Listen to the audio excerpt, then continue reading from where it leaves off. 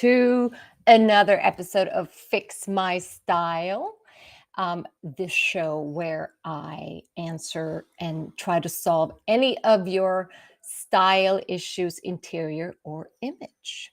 And today we are kind of right now in the middle of Hurricane Nicole. She's about to come in right where we live. So I'm very thankful we still have Wi Fi.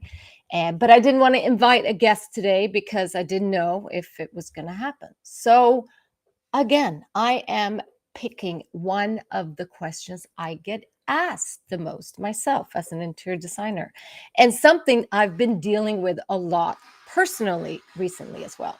Still doing construction work. You probably hear it. Still kind of not in my office, but as always, we work with what we have, right? So one of the questions I get asked the most as an interior designer, and one of the first things I get asked when working with a new client is paint colors. I can't pick paint colors for my walls. Excuse me. And that's when they kind of call me in to start there and then continue with the rest of the house. So I want to discuss. I have also been painting my own house for the last 2 weeks. So I'm very immersed in the wonderful world of paint and paint colors. So there are some things to think about, and there are some ways most people go wrong when they approach paint colors for their walls. So I want to give you a few tips and some do's and don'ts for paint. Are we ready? I'm going to share my screen. And I think I'm going to share my screen. Where is it?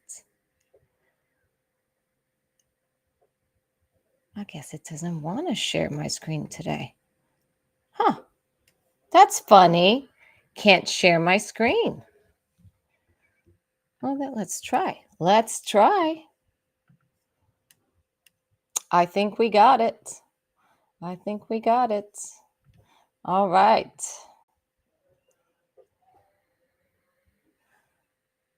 Let's do it. All right. So when choosing paint, this is my first tip is where most people go dead wrong, is starting with paint. If you are starting from scratch in a house or in a room, you want to pick the paint last, because paint come in all thousands and thousands of colors, and you can even match colors to create your own blend or your own mix. So color is so versatile and easy to match. What you want to do instead is start with things that cannot be changed out easily. For instance, flooring or any larger furniture. Say that you're going to invest in a sofa or something like that. You want to start there. And then lastly, when you know the colors that you have in the room, then you pick the paint.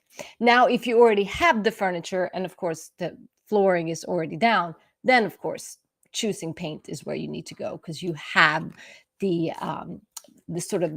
static pieces in place.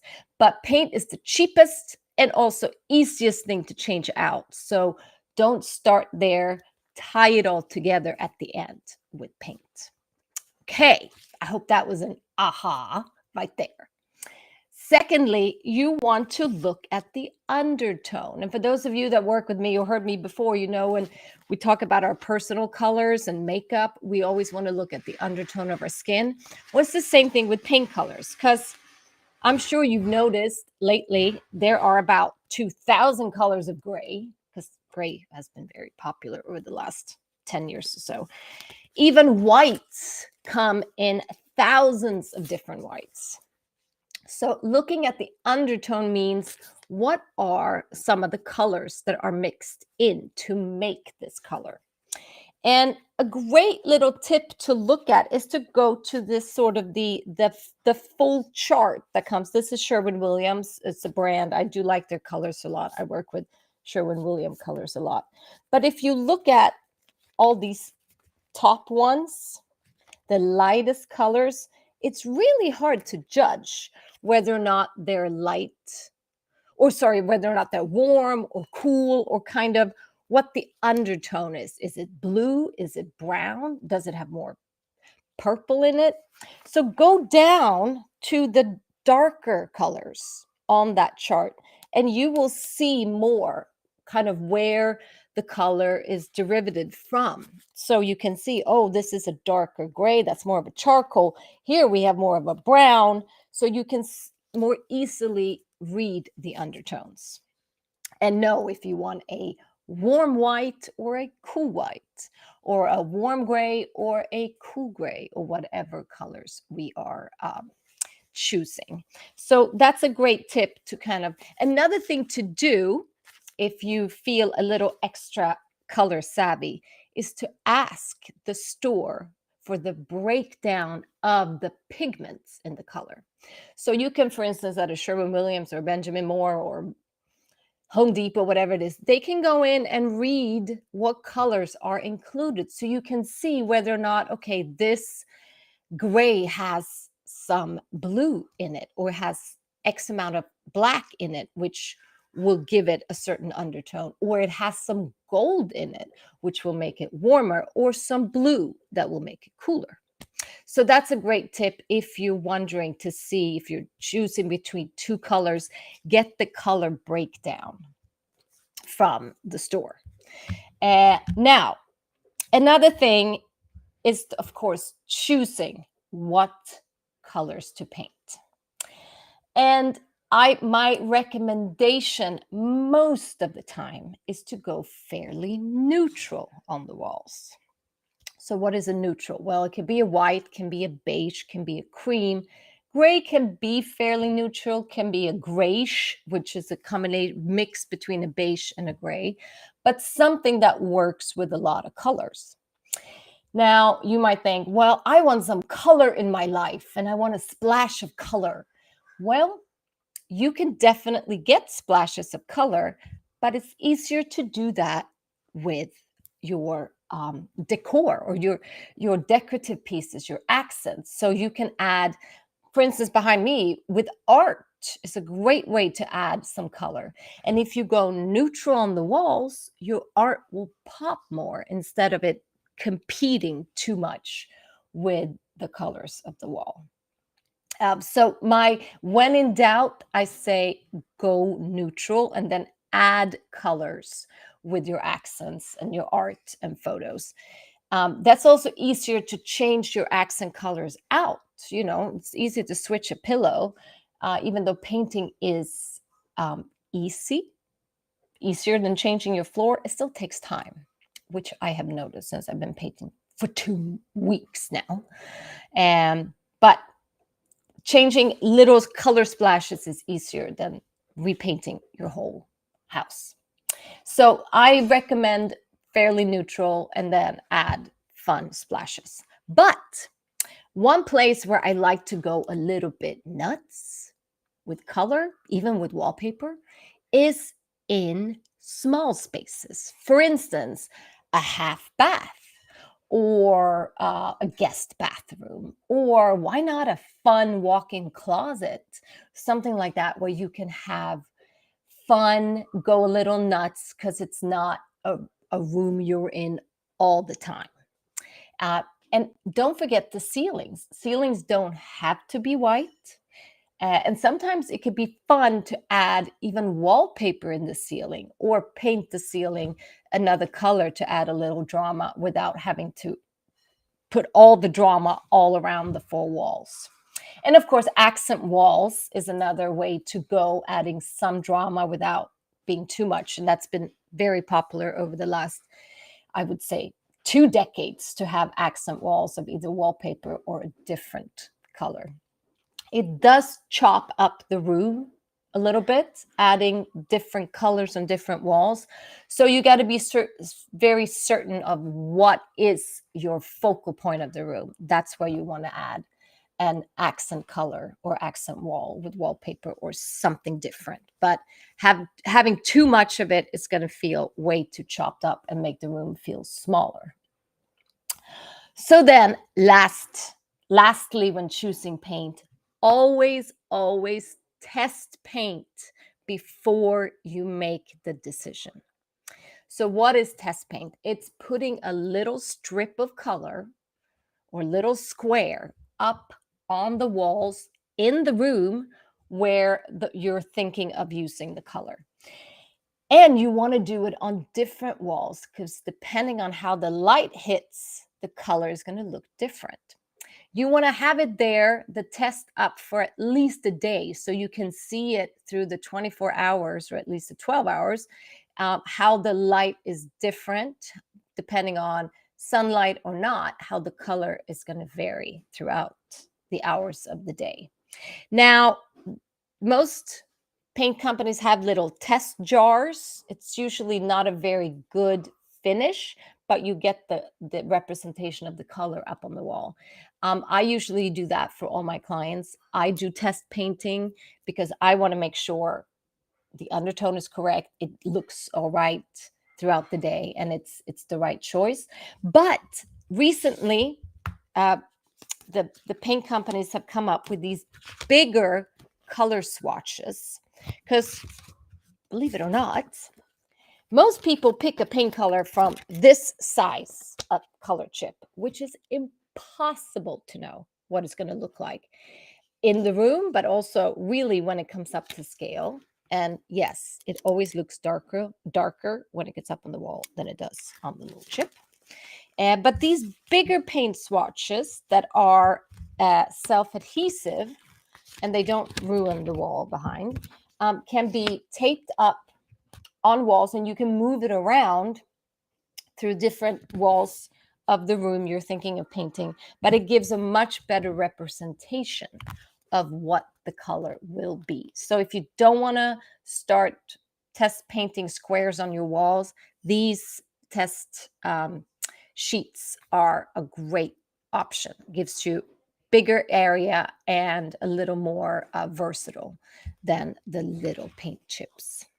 All right, I'm a big fan of these. You have to buy them though, and then they're hard to reuse, but it's definitely worth it if you don't want to start painting the walls before you know. All right, so that's a little bit about choosing the color. Now, let's talk about finishes, because it doesn't just end with picking the color. You got to decide on what finish of paint you want to use as well. So, and here is where some companies have slightly different names for the finishes, but these are kind of the more common ones. So first you have matte or flat, just a matte finish, no sheen to the color. So light will not reflect as much off this paint. Now, when is a matte or flat great to use? If you have textured walls, meaning a little bit looks like an orange peel, which most homes, especially if you have a big builder home, all the walls are most of the time textured because it's easier drywall installation if you have textured walls. So it's a way for the builder to cheat. Some people also like the texture because it adds a little bit of dimension, but it's mostly there for the convenience of the builder to hide imperfections in the drywall.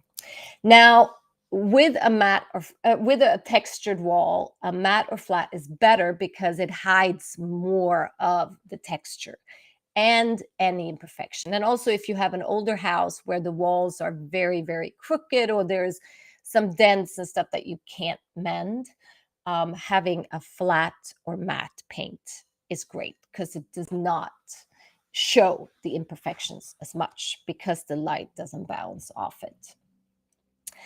Then we have a I should also say matte and flat didn't used to be washable, meaning if you got a nick or a little scratch on the wall, it couldn't be wiped off.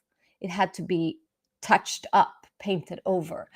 But these days, the technique has evolved. So matte and flat paints are washable, and not all, but you can ask for a high quality that is washable. Satin, eggshell, kind of the same thing, depending on what brand. Some use eggshell, some use satin. Means it has a little bit of sheen in it, so reflects light a little more. Now, a satin can be used on walls as well, especially if they're not textured. And sometimes it's good in a dark room because of the light reflection, having a little bit of a sheen in the texture or in the finish. Can also be used on trim, baseboards and crown moldings, or around doors and on doors. And it can be washed. All satins is washable. Another area where we often use a little more sheen is in bathrooms, wet areas. Then having a little sheen in the paint works better. Then we're going up in a level of sheen. So semi-gloss is a fairly shiny finish on the paint. Very often used on trim and doors. Not as often on walls. But of course, if you want a special effect and want to add some drama, then you can do shiny walls. Just make sure they're very straight and very flat and even. And the same thing with high gloss. Not used as much. It's more of a traditional look. I don't know why high gloss got an exclamation point, but yeah.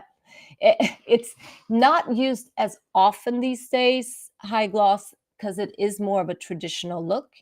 But again, can be fun to mix and match finishes within the same paint color just to add drama. So you can do one finish on the trim, or if you have any special trim you set up on the wall, put up on the wall for some extra decorative effect, you can paint the trim in a different finish, but still get that nice monochromatic look. Yeah, those are the most common paint finishes, and I hope it gave you some good tips on what to use and why. All right, let's get back to. I hope that's all I have for today. I hope it gave you some good ideas and yeah, tips on how to tackle paint color. And if you have any questions, please just reach out, put a comment below, or just send me a DM. And if you have a larger style issue that you'd like me to fix, please send in your question and I would love to fix it here live. All right, until next time, don't forget that chic happens, and why not spend the weekend repainting like me? Bye bye.